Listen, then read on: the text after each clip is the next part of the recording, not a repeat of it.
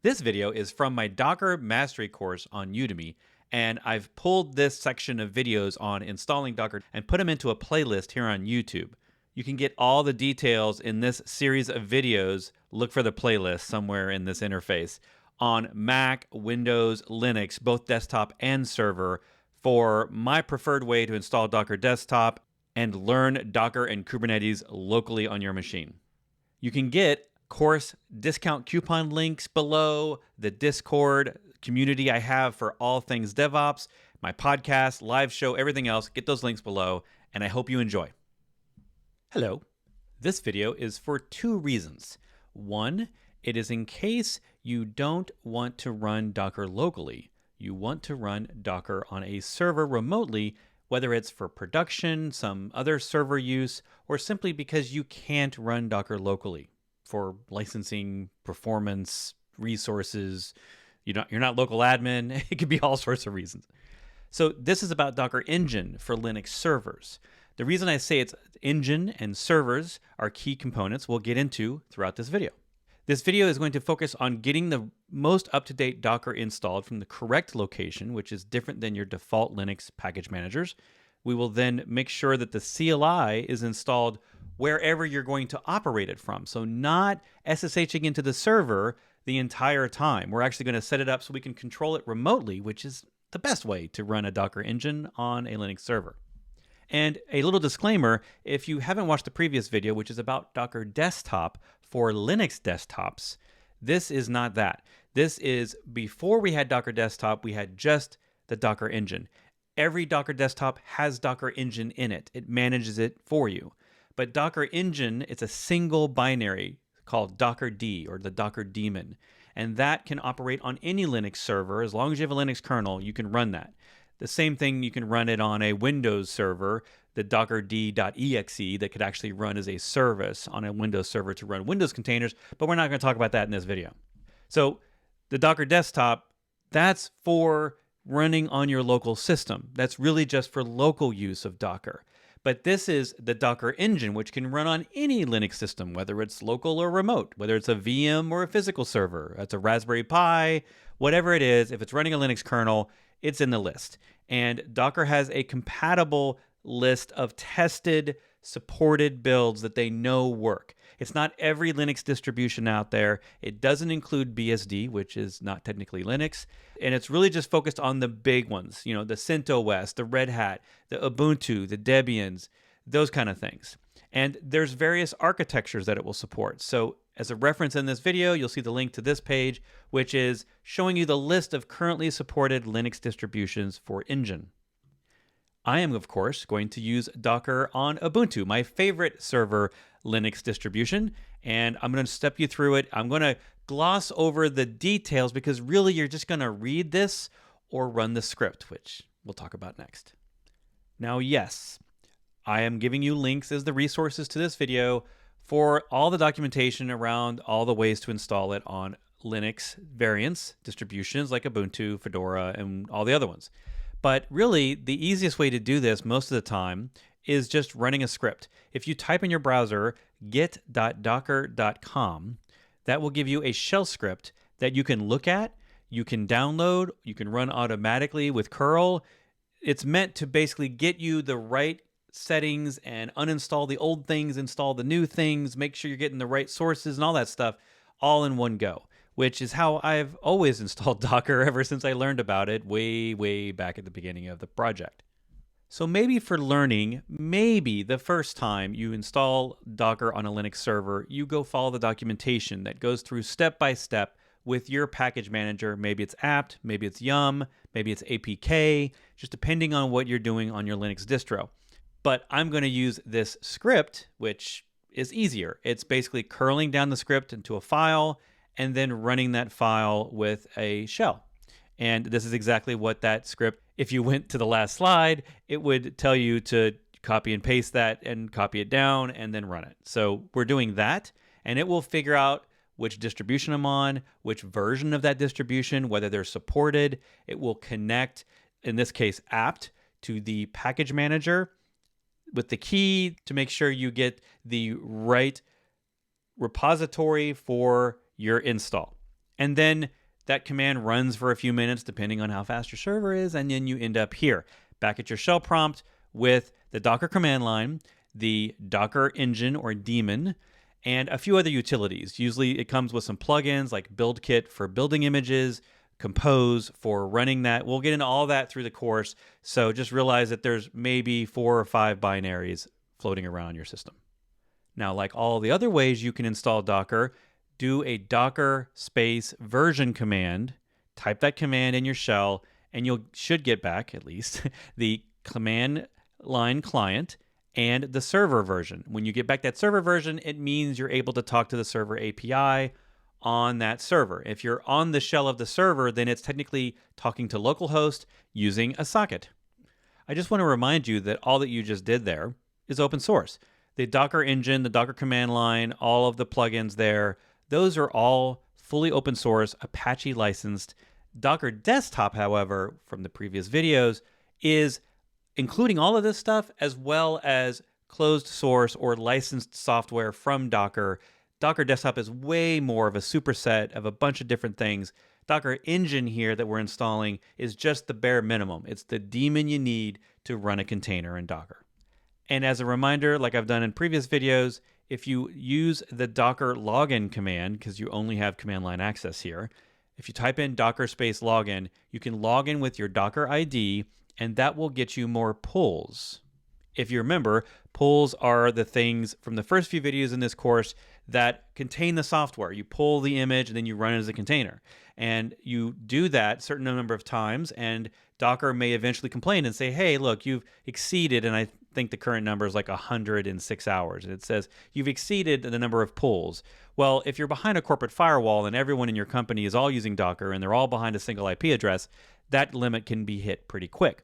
But if you simply log in, Docker gives you at least double the amount of pulls for nothing, for free, with a free account. If you pay for Docker, which you don't have to with this course, but if you wanted to pay for Docker for a Docker subscription, you would get, I think, unlimited pulls as long as you logged in with that account.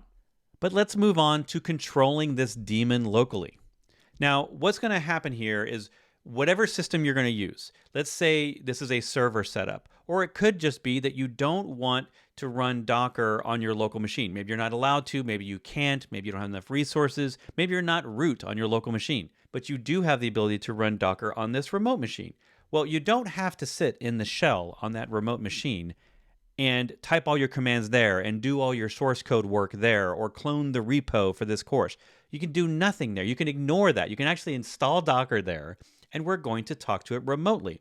Now, let's go back for a second. Years ago, before this SSH tunnel feature existed, somewhere around 2018, then before that, you would have had to either SSH into the server and do everything on the server, and that kind of sometimes sucks because then you got to copy your stuff over and it just isn't great. You have everything else locally. You have your code editor, maybe you're using Visual Studio Code, and you have your source code for this class, and you've got stuff here, right? So you ideally want to do all that work on your local machine.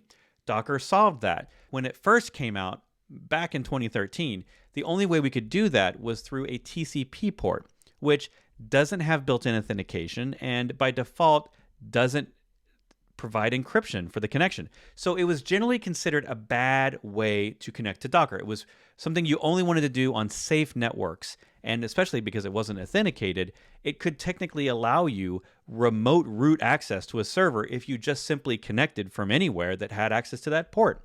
That's a bad idea.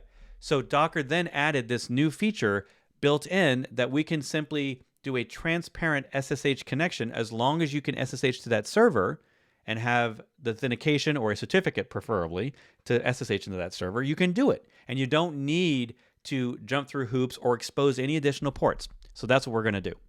So this step here is to just simply get the Docker command line client on whatever system you're going to be working from.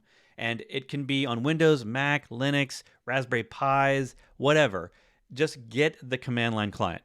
If you're on Mac, surprisingly, the Brew installer, which if you don't know about Brew, you're missing the best installer for Mac. And Brew install Docker doesn't really install the full Docker engine or Docker desktop. It only installs the client because there is no Docker engine for Mac. Mac kernels don't support containers. So the install, surprisingly, only installs a command line, which in this case is what we want.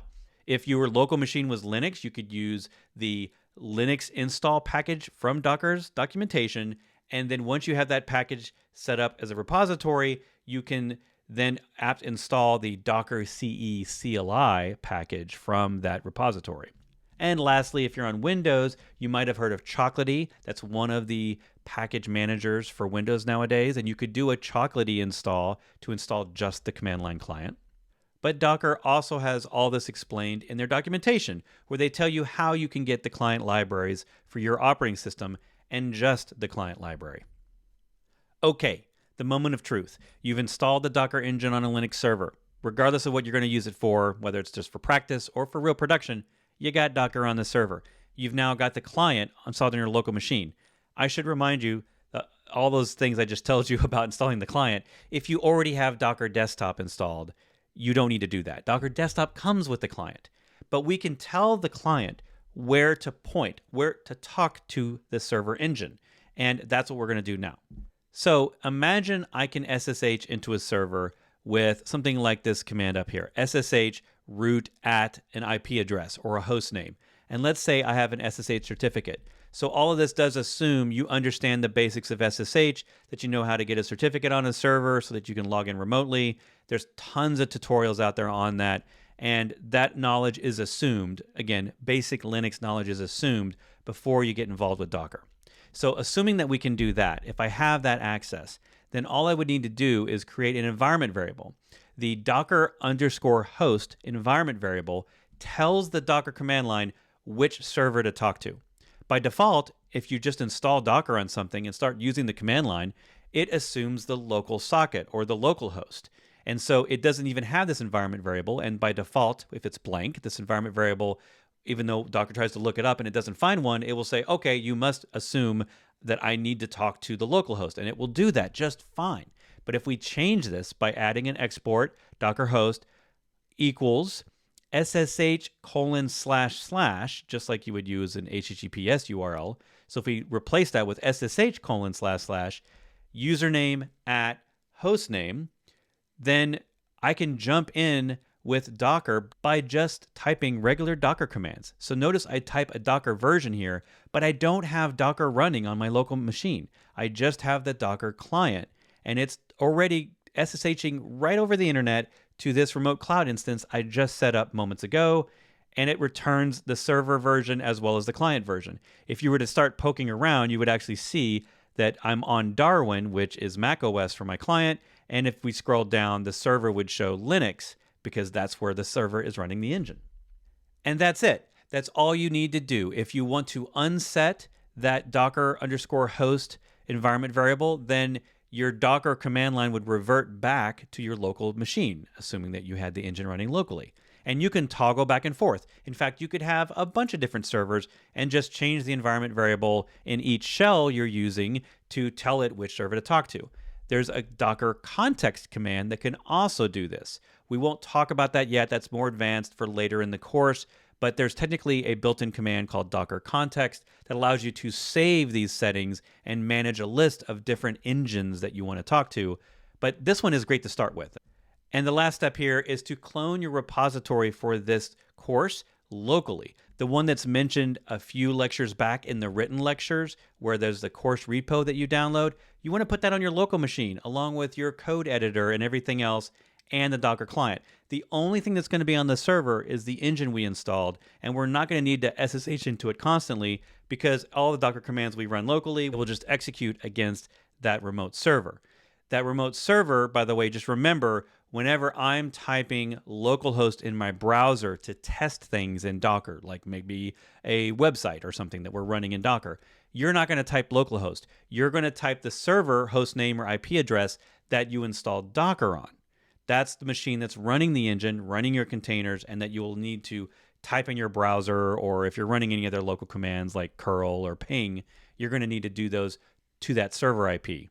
And that's it. You now have an engine running on a Linux server somewhere in the world. You're running on your local system with your code and your repo and everything else, and you're ready to get started.